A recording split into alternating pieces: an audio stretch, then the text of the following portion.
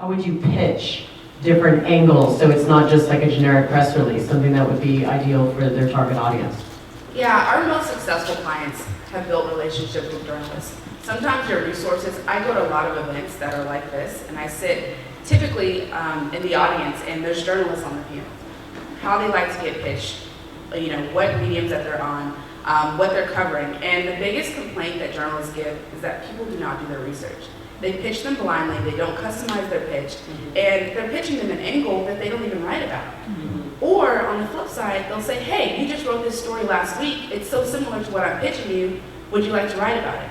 You just wrote about it last week, why would you cover the same thing? So it's really, if you don't have time to get out and network, which if you're in PR, you need to find time to get out and network. You need to meet these people face to face.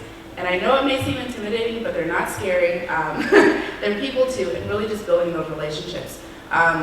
Honestly, when I first started this job, we were told to go out and meet journalists however you can. Each market's different. In New York, they can't just walk into a newsroom because they've got these huge buildings, they've got people basically guarding the doors. For me, it's a little bit easier down here. I can go somewhere and say, hey, I just wanted to drop this off. I get granted access into the LA Times Orange County office.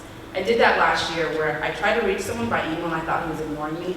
I dropped by his office and he said, oh, I got your email. Sorry I haven't gotten back to you. Come sit down.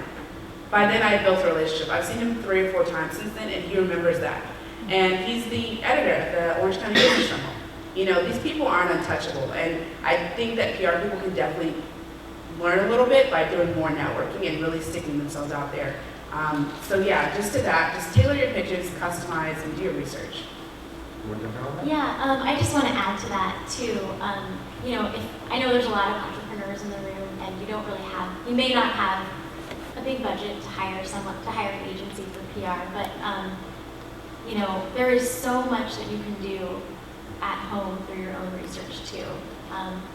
Going to the news websites, pulling the contact information off. The LA Times has all of their journalist contact information is posted now. So, you know, it's really about, like Victoria was saying, doing that research, which it's not fun. It can be tedious, but it's getting your media list. And if you are working with an agency, I would say to really make sure that they're focused on finding the right contacts and developing really solid media lists for you, because it doesn't really matter what your pitch is.